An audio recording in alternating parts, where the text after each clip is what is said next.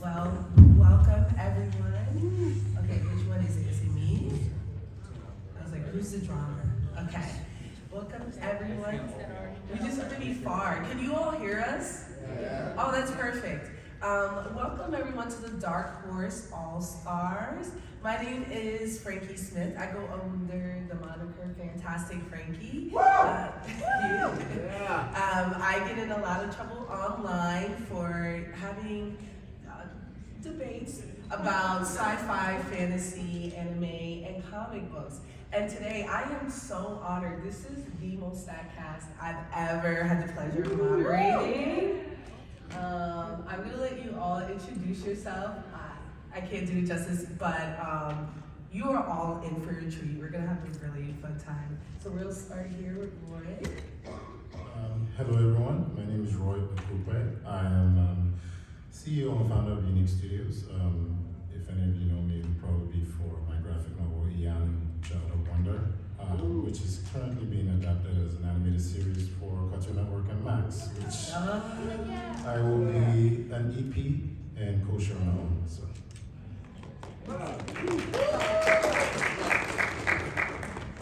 I'm Matt Kent. Thank you. I wrote Ninja for a while. I did Mind Management for Dark Horse, and then Berserker, also not Dark Horse, but a book I did.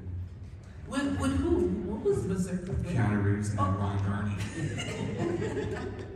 Tell the people. Hey, okay, I'm Tana Ford. What's up, guys? Hugo and Eisner Award-winning artist of Nettie Corfur's LaGuardia. We've worked together on a lot of books, created a Black Panther character. I did a lot of silk work at Marvel, a lot of independent, some creator-owned work. Yeah, that's how you guys would probably know me.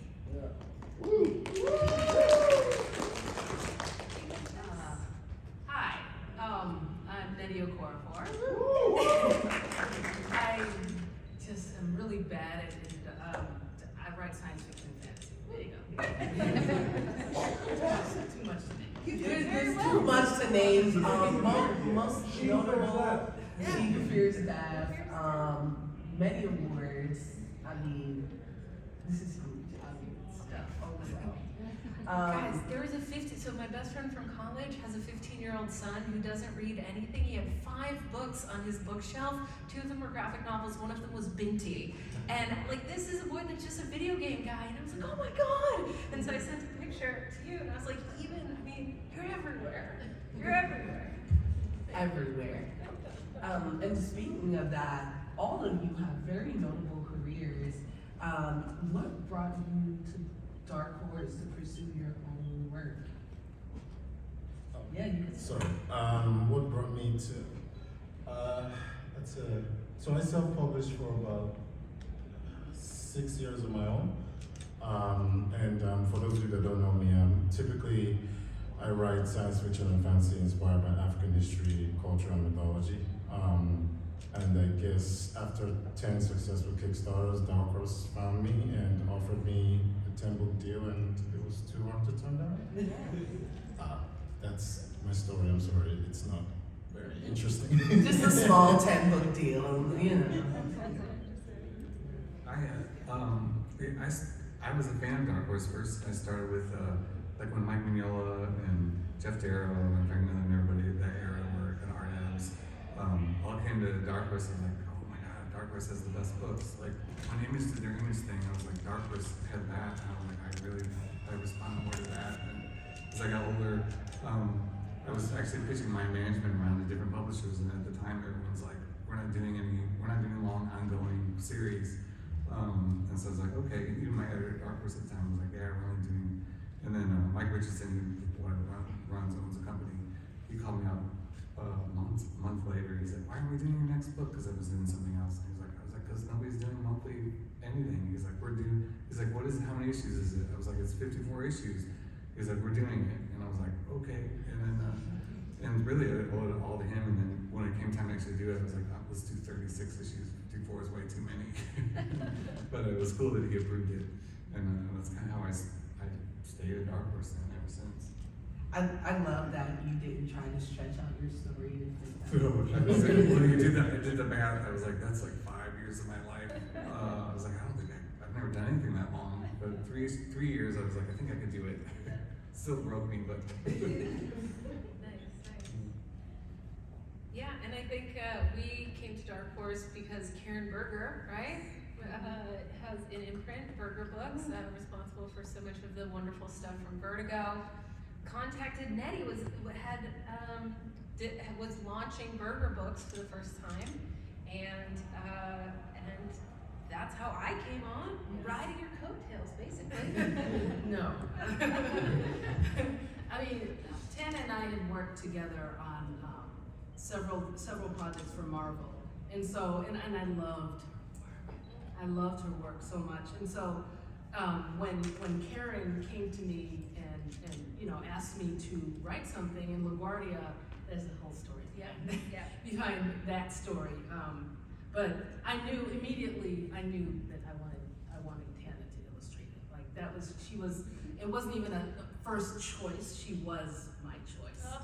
And so that's really how that came about. But working with Karen Berger is just Icon. she's An like icon. fantastic editor.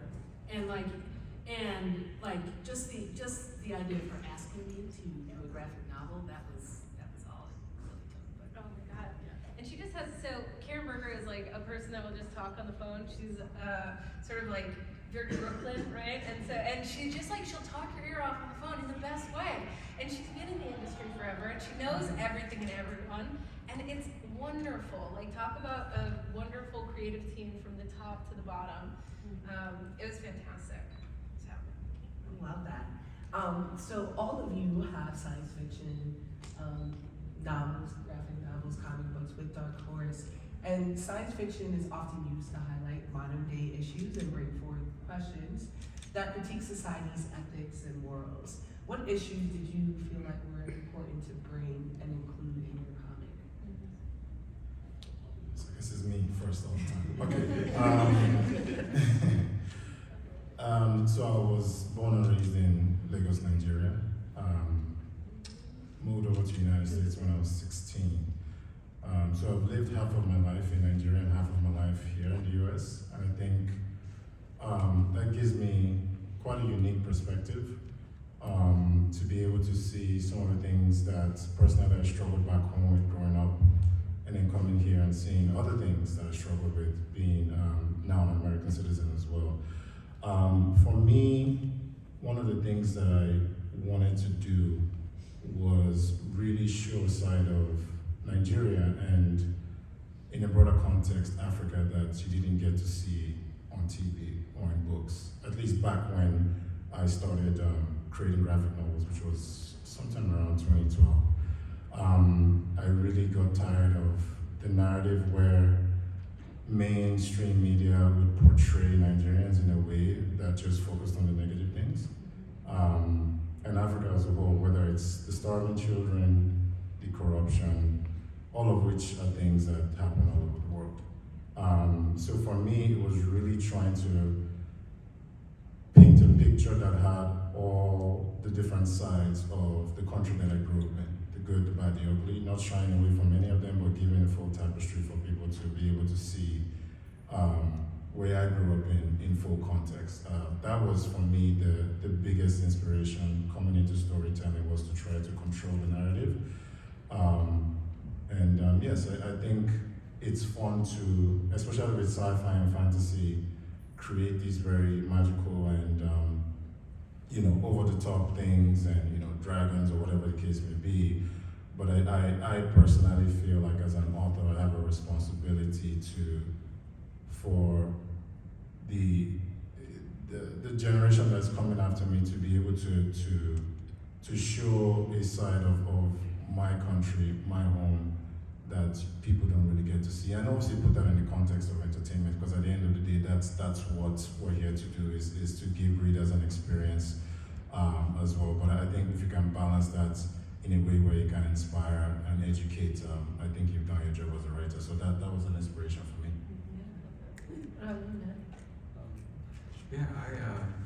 I wrote a book called Subgenre that just, I think the fourth issue just came out this week.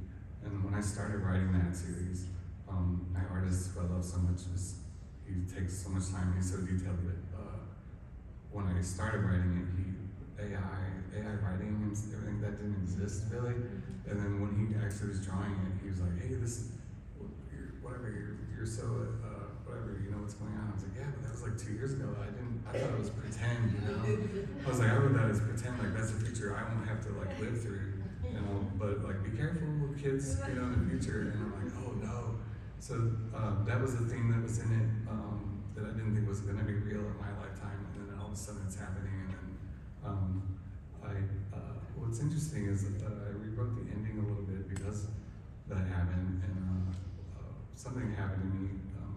I was visiting my niece and her husband in Arizona, and we were hanging out, and then her husband was like, hey, look what I did, and he hands me his phone, and I was like, what'd you do? He's like, I told AI to write a comic book script in the style of Matt Kent. Oh. And I was like, why did you do that? And also, and then it's like, right, do you read it? I was like, do I read this? So I read the first it was like page 1, panel 1, and it's dark, and there's moons out, and blah blah blah. I was like, oh my god! I was like, don't show this to me. I don't want to know. But then also, I was like, I wonder what are the tropes? What are the dumb things they do all the time that they can pick up on? Like, because it was interesting, and I didn't finish reading it, but I rewrote the ending of the book subgenre because I have this character who's sort of jumping his power. He's been in almost every book I've ever done. So his power is he can jump realities. So there's a way for him to always be in everything. And so this, at the end of it, I was like, how does he escape? And part of it is he escapes back to who he really is. And there's a sad story about his family and everything.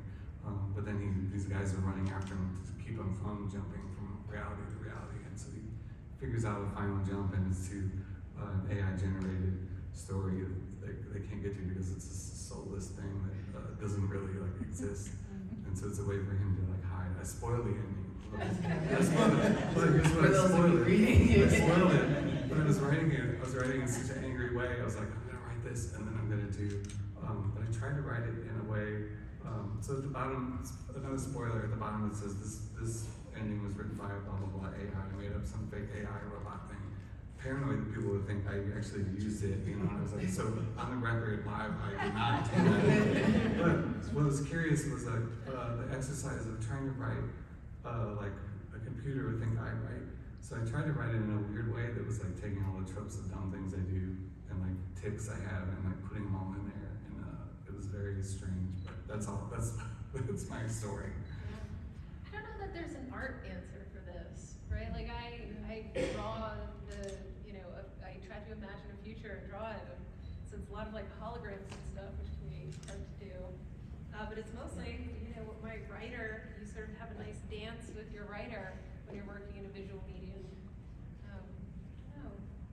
Yeah, I mean, I can definitely talk to you.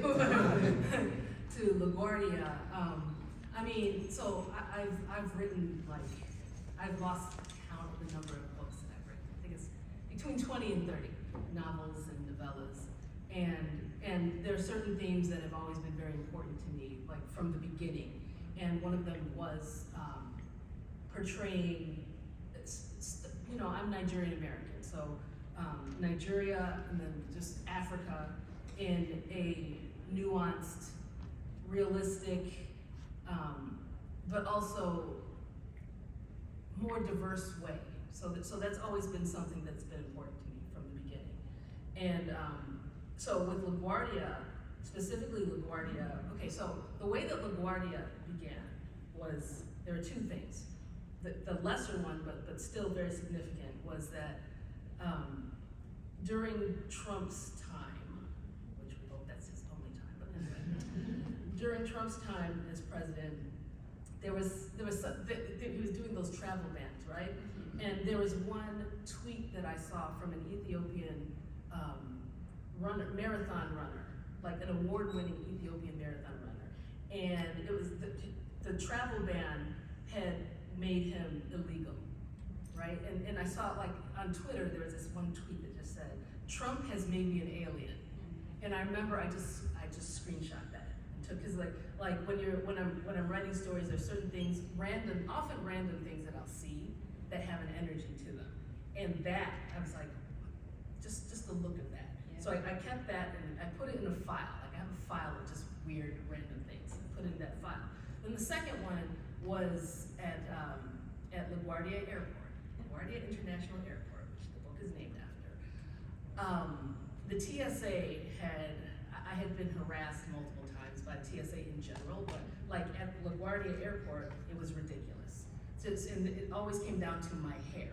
So I'd go through and they would stop me and then they'd have to do the wand over my hair. And someone would say, oh, she has headgear, and she's got headgear. I don't know what headgear means, but that's my hair. So they'd act like they do the thing. And then they'd make me take down my bun, and then they'd feel my hair from the tip all the way to the roots. So they did that to me multiple times. And then there was one time where I was going through, actually multiple times where this happened, where I went through and they did that to me, and then I'd get home and I'd look in my backpack, and I'd have a little canister of mace that they completely missed. Yep.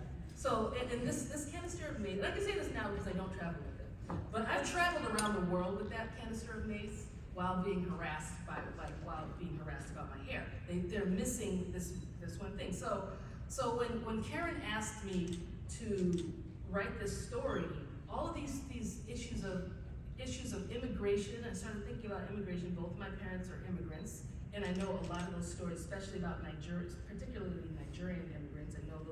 I know many stories. So stories about that, the travel ban, and then issues with the TSA, and then also thinking about these things in terms of the body. Those things were all kind of swirling around in my head, and that's what led to me writing this story that starts with a main character. It's in a world where aliens have come to our world, and they are part of the earth now. They are people with a capital P, and so we're beyond the first contact part of it, right? And now we have these issues of them melding with us, like some parts of us may be alien for whatever reason. So we've got that kind of world. It starts with our main character, who's Nigerian American, coming through the airport, getting harassed, and then she gets through, and they don't notice that she's brought a plant alien to the United States. So really, all of these issues. So we've got this world where aliens have come, but it's a lot more layered than that. And so it's like all those issues were what led to the narrative. I also feel like it's important to point out that Future is pregnant, right? So we have a Nigerian American pregnant woman as the lead character in this Dark Horse story about alien immigration during the Trump administration. Yeah. Like, we came hard, right? Yeah. So. Do you feel like writing science fiction and having to identify, I don't know, current issues that are going on almost makes you prolific? In the way, Matt, you were talking about AI writing and how you were talking about the travel ban. Do you feel like when you're making allegories, there's a pressure to connect them to real world? I feel like the travel ban, when you were writing it and I was drawing it, the scripts were already in before the travel ban, before the comments about shithole countries, excuse my language, before all of this stuff happened. It happened while we were in production. It had already been written and drawn. The book was already existing. And so it seemed almost prescient. And I feel like you do this in your writing as well. Probably, Matt, you've done this too. But like, science fiction, when it's done right, is very prescient. I'll say, like, the danger of writing anything is, like, if you're thinking about the allegory ahead of time, it's not going to be any good. Yes. Yeah, Right? yeah. You have to write from something you've experienced or something, and like, if you do that, then it's going to be forever. You know, like, I grew up reading sci-fi and everything, and I never thought about, oh, what does it really mean, or this or that, and it's when you're older, you're like, oh, it's kind of about this or that, you know, and so I don't think if you go in with that idea, then it's too on the nose all the time. And I think people, like, the point of my writing is always like, I want to bring people in and make them understand and think a different way. But if you're telling them how to do it, then they're gonna just turn it off. Like, anytime you've had an argument with somebody that disagrees with you, they shut down, right? So you have to be sneaky about it too. That's like almost 100% of my goal is to be as sneaky as I can be about those. Once I do realize, because I don't know if you, maybe I'm an amateur. I don't know what my book's about till it's done, you know. And I'm like, Yes, oh, right. that's what it's about. Or you sit up here and you talk about it, right? And you're like, when people ask you questions, you're like, oh yeah, I guess it is about. Maybe it is about that. And it's so subconscious that I think that's the best. And I know one of my favorite things is like Lord of the Rings. I remember Tolkien. They're like, oh, it's a metaphor for World War I. He's like, no, it's not. I hate metaphors. It's 100% a metaphor for World War I, right? Maybe either he lied about it or didn't realize it. But either way, you know, it's funny. I do think that it was a lack of self-awareness. I think so. I think I think so it's too. I think, I'm yeah. a new Lord of Yeah. the Rings fan, and I'm Yeah. obsessed. And yeah, I mentioned that, and everyone was citing it when I was talking about the allegories in Lord of the Rings. Yeah. And you know, I got a lot of comments and people speaking about like, there's absolutely no allegories in Lord of the Rings. Hobbits are British people. It's a British people during World War II. Like, it's a 1-for-1, guys. But that brings me to my next point, especially since you all write science fiction. After it's out and you see that connection where you're like, okay, this actually could mean this, or this is the story I was trying to tell. When you see people misinterpret it, or not, I don't want to say misinterpret, maybe more push a narrative that maybe you don't want to attach to your work. How do you respond to that? I don't. I heard that. But yeah, I mean, no matter what you do, people are always going to misunderstand you, right? Not even just as a writer, as a human being, period. So I think, I mean, I can only answer for myself, because I think different people would handle this differently, but from my own perspective, I try to write what I want to see or watch or read. That's, to me, that's sort of like one of the things that gets me out of bed, because growing up, there's all the stuff that I'm writing now, and even the stuff that I'm producing for animation now is stuff that I wanted to see as a child growing up in Lagos, Nigeria. And by the way, can I just say it's so much fun to have another Nigerian on the panel. Like, this is never really a thing for me, so it's just really fun to be with someone that completely gets it. You know, so you guys get 2 for 1 today. But yeah, like I said, to me, it's like you can't really.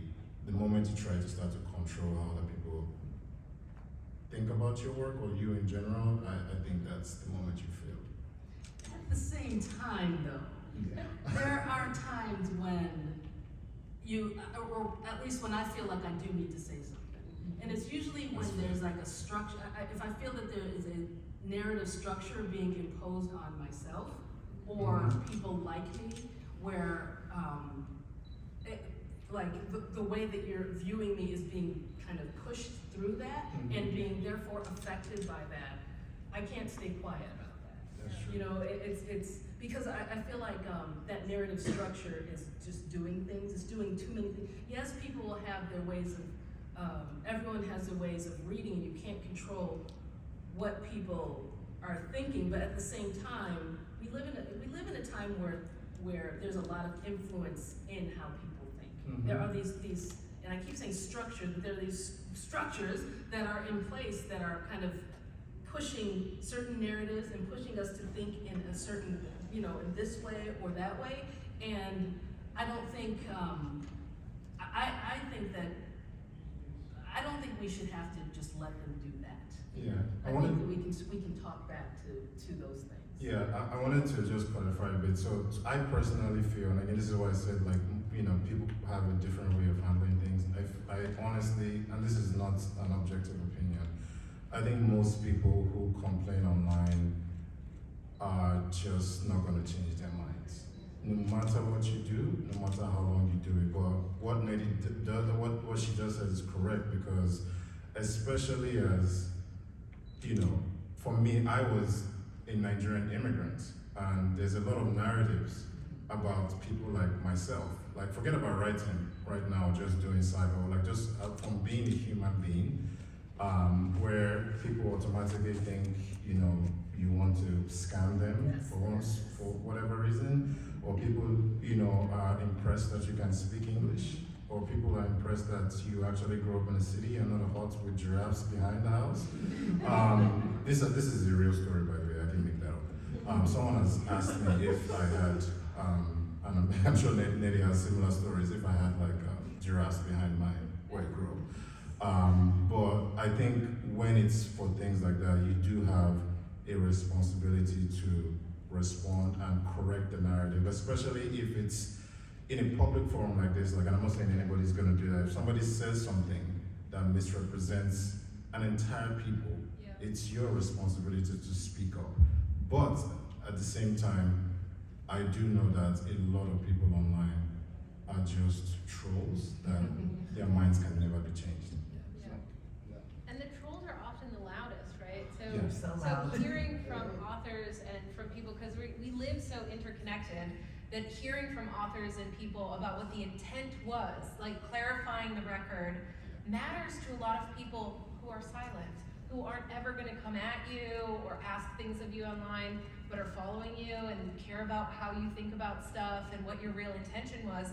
There are a lot of people like that. I run into, people like that in the art world, and I feel like clarifying the record helps those people, right? You're never going to change the troll's mind, but it means a lot to the people that care about your work and want to know you better or feel like they're in alignment with you, right? And the trolls are talented too. So Oh, even if you outright like say what you mean, Yeah. they will find a way It's great. to, misconstrue it or to kind of fit it to exactly what they said before. I do have more questions, but we only have about 15 minutes. And I want to give everyone the opportunity to ask their own personal questions if they have some. If not, I have a couple as well. So it's up to you. Do we have questions from the floor? I'm gonna pop in here. I always credit Neil Gaiman with this. He said it in a panel and I love it. A question is a short sentence that ends in a question mark. Yes, correct. And there's a microphone if you guys want to line up or just stand up maybe. Actually line up just so I we know can now I all scared hear. everybody away. This way you don't get Make sure these questions are good. Yeah, usually I don't begin with I, right? It's like, I wondered. I had permission from Matt earlier to ask a non-dark hat horse question, so I'm gonna do that. Good question. It's probably not. It's probably something you've done many times. And it's as long as I get the information I need, I'm fine with it. I was just curious if you guys had any advice for. I'm in the middle of writing, drawing my first book, and I have like a 10-issue arc from start to end planned. Yep. How do you recommend attacking that, both from the art side and the writing side? I struggle with just trying to get this first book done. It's taken me forever. It's like writing To Kill a Mockingbird at this point. Taking forever. Just any advice you have for how you approach that kind of project? Yeah, I go first. I have it. Yeah. I just want to say it before you guys say it. Yeah. Jump in, you have the answer ready. Well, we It's all, coming. I bet we all have the same answer. My answer to the 10-issue thing is I would do an 8-page story first. Finish 8 pages, Finish right? it. And do beginning, and the story has a beginning, middle, end. And here's I have a, she's an intern now, she's not, she's a professional. And I'm helping her with her thing. And I used to teach, so every time a student come in, they would have their epic thing, right? And it's like, you don't want to do that. Don't start there. That's the recipe for disaster. So you do, but what I said is like, take that big epic thing, right? You have the whole world in your head. Take an 8-page story out of that.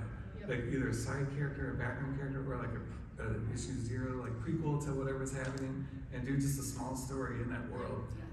Two things then. Yeah, one thing is then you finish it, because it's only 8 pages, it seems manageable. The other thing is now you have like another piece of that world built already that you can use later or put in the back of the thing or add to the thing.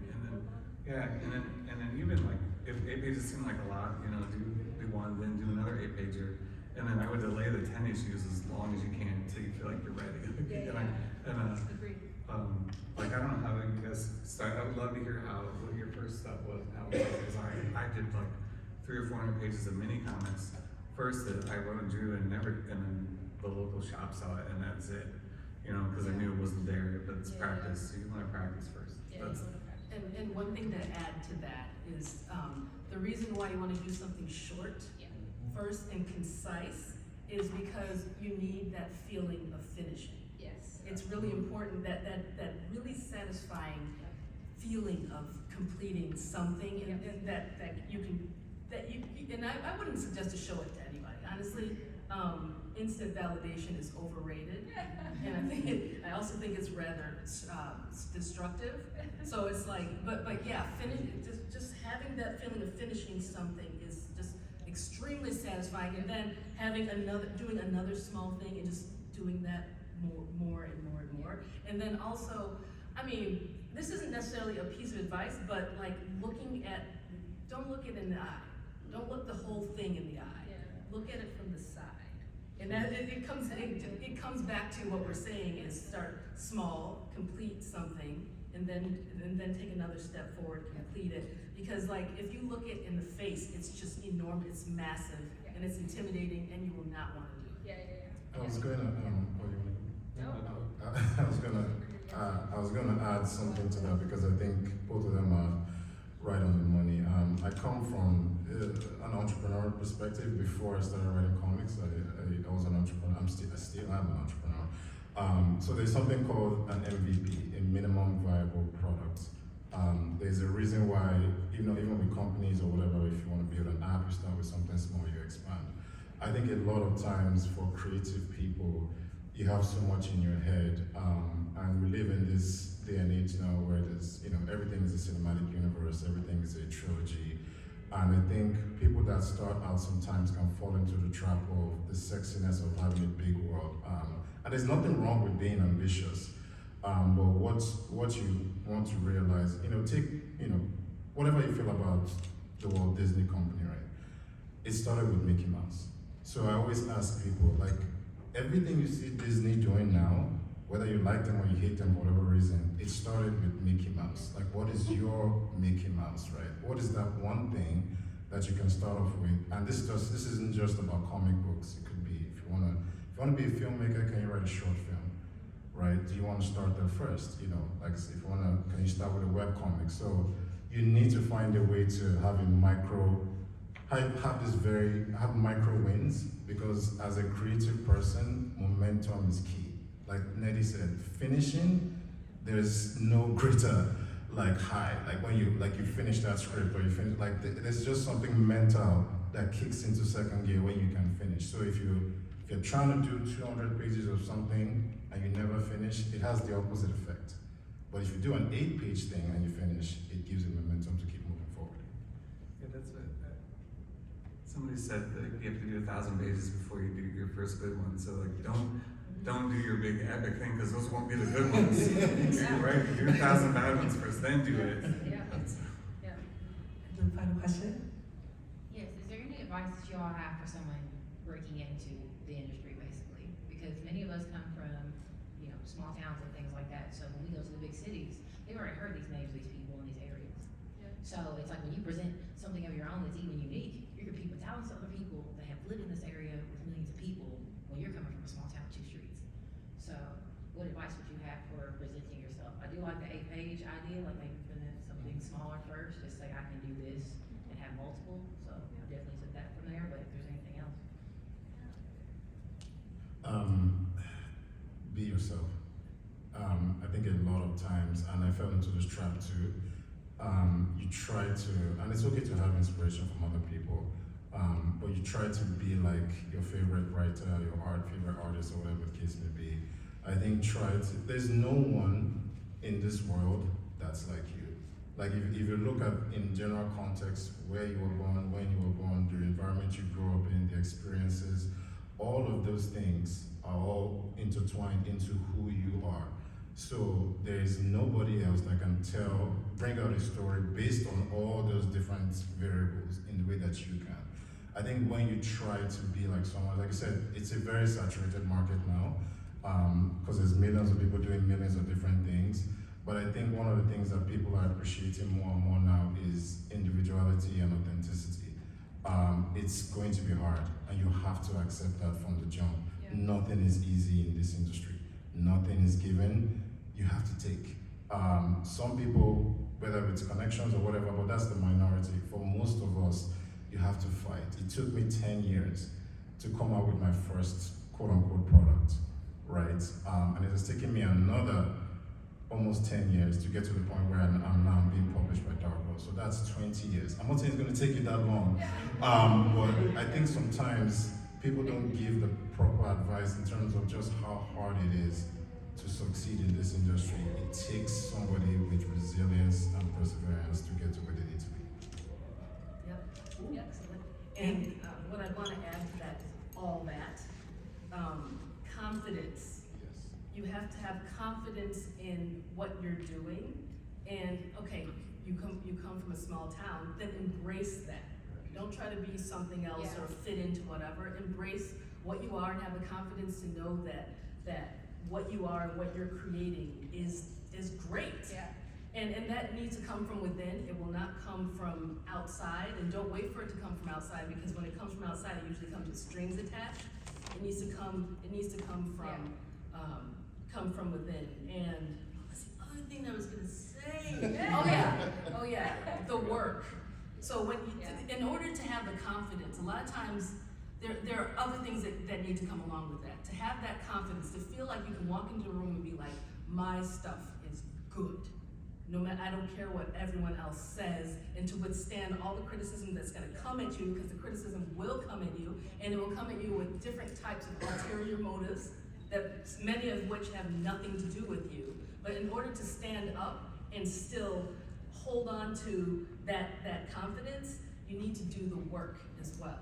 You create the best thing that you can create, and to know that it's the best thing. You'll know in your heart when you've done the work.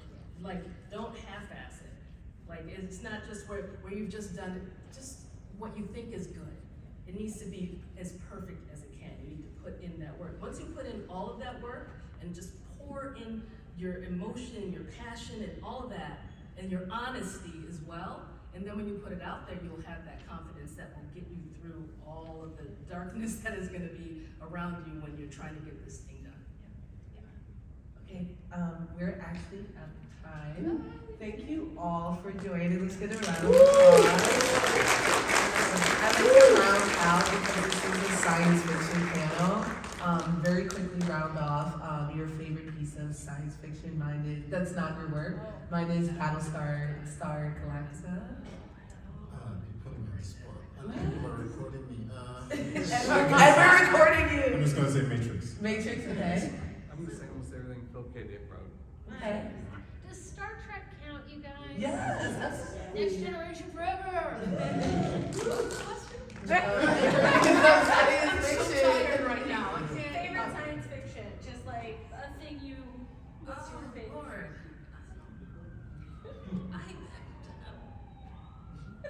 I love that for you. I don't know. It's just. Well, thank you all for coming. This has been amazing. Make sure you guys check out Dark Horse Comics. I have all of these artists tagged, so if you don't, make sure you follow them. You can follow me too, Fantastic Frankey. Yes, and like and subscribe. Thank you all. We made it.